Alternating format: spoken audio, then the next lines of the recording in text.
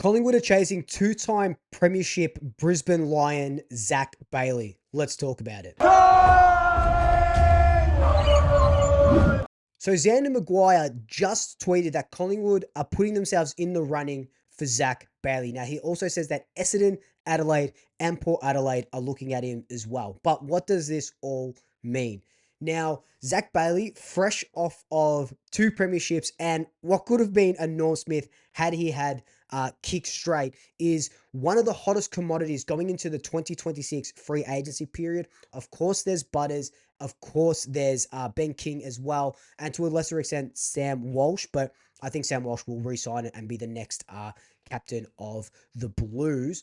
But Zac Bailey would be an absolutely incredible get. And it'd be remiss of any of the clubs not to ask the question. So I love that Collingwood are throwing their hat in the ring so early for him. Throwing Bailey on the run. There's no one in the square. Needs to hit it sweet.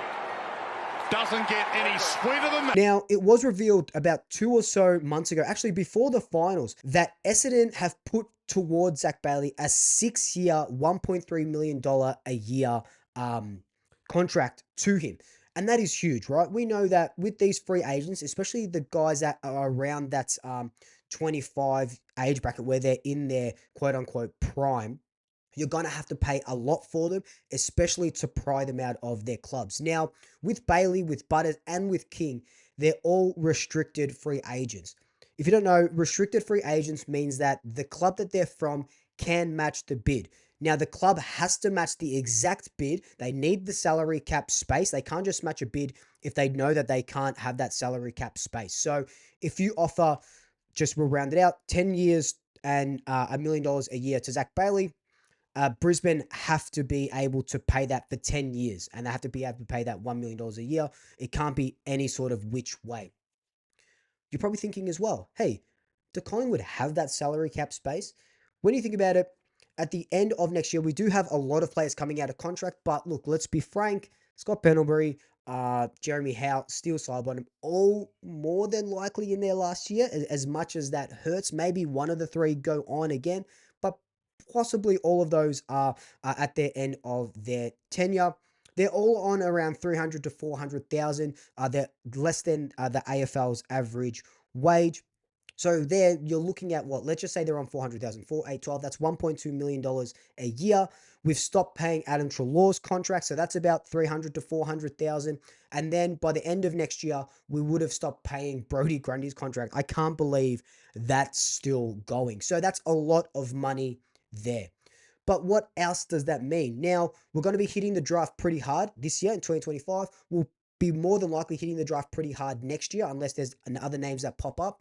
When you draft these young players, it helps your salary cap because they're on the base payments. We know that the CBB is going up as well, so we will have a little bit more money. Of course, other clubs are going to have a little bit more money in their pocket as well. Maynard on him. Offhand, Bailey walks into a goal. How would Zac Bailey fit into our system, though? As a forward, incredible. We saw what he can do, especially against us in the prelim. Kicked 2 goals and pretty much ended us in that prelim. Like I said, he could have won the Norm Smith as well had he have kicked straight. Kicked 42 goals this season, an All-Australian, took Jamie Elliott's All-Australian spot in that forward line. So he can do a lot and he could really improve that forward line. But does that mean that we won't be going after a Butters or a King? I don't think we should really be putting all of our eggs into one basket. Like I said, they are all restricted free agents. So any offer you make will more than likely be matched by Brisbane, Port, and King is from Gold Coast. So their respective clubs will be sort of making this kitty for them. And Port Adelaide literally just offered Zach Butters an 8-year deal, the longest in their history. So they will have the salary cap space and it will be going to trades. Now, this Zac Bailey, let's say he does want to come to Collingwood and we offer him 1.5 million over 6 years, whatever it may be. And Brisbane do have that salary cap space, which I don't think they will. But if they do have that salary cap space, it will go down to a trade. Now, we do have our 2026 first rounder. We do have our 2027 first rounder. This is why when Kangaroo said we need 2 first rounders for Jai Simpkin, we said, yeah, nah, that's not going to happen because we're already thinking about what if some of these guys that we want from as a restricted free agents go to trades. And I think it's just going to set off just so many dominoes next season. And it's going to take all year to sort of get this happening. But I just think Zac Bailey does make us better. But if you were to put all three of those players into order, I think the first one that we need to try and go for is Butters, who has been linked really heavily to the Doggies and Geelong, of course. King, because McStay and Membry are our two senior full forwards. They're not getting any younger. And then Zac Bailey.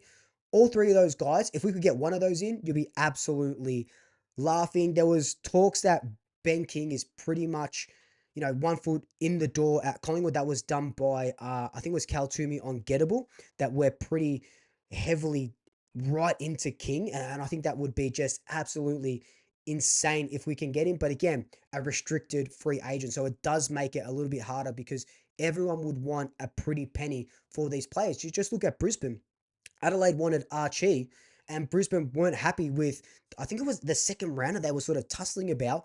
They're going to let Archie walk to the draft and be picked up by the Crows because of it. So Brisbane are going to be a pain in the ass to deal with.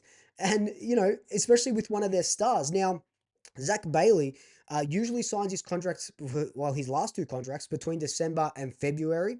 So it will be a bit testy in these next couple of months because if he puts contract talks aside, oh my God, it is going to be just news for the next year. If he can convert, they need. Squeezes it off. Might work out the end of Bailey. Snapping. They need it, the Lions. And their fans have finally got something to enjoy. So we talked about Essendon's $8 million contract offer to Bailey. Like I said, he's from Adelaide. So Port Adelaide and Adelaide will be right into him. It just, if he wants to go home, you got, good luck trying to get him if he wants to go back to Adelaide. But I love that Collingwood will be attacking the free agency period really, really hard next year. But again, I just know that all of these three, no matter even if they want to come to Collingwood, they're going to have to be matched by their club and will need a trade unless, and we've talked about the free agency tax so many times, you offer just ridiculous amounts for these players. We've seen St Kilda do it with Naz, and it's just that free agency tax to not go to a trade. Now, let's just say Zac Bailey, right, on the open market, maybe only worth $1.2 million a year, okay, just, for argument's sake.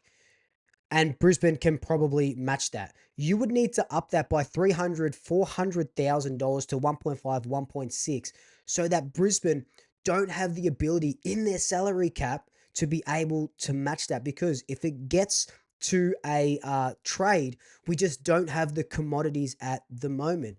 But then it begs the question. Now, we'll shift our focus to Zach Butters for a second.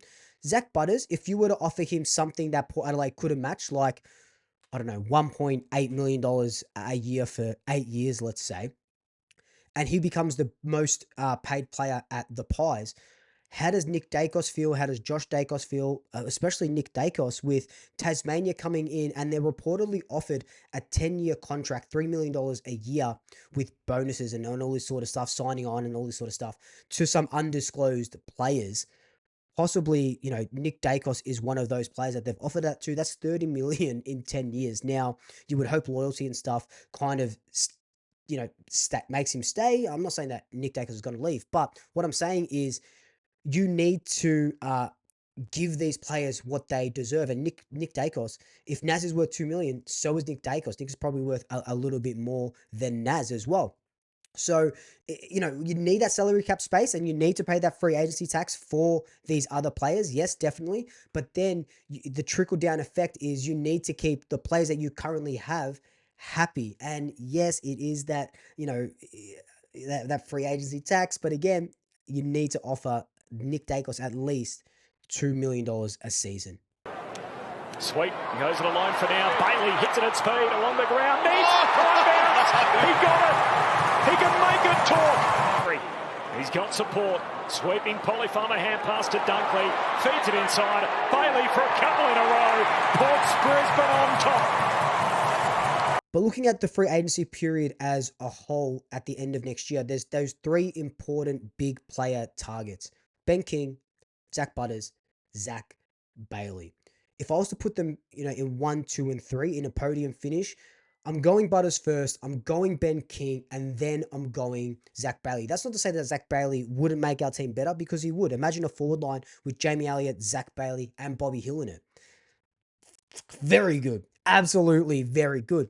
But then you imagine a forward line with Ben King in it instead. Or you imagine a midfield with Butters in it.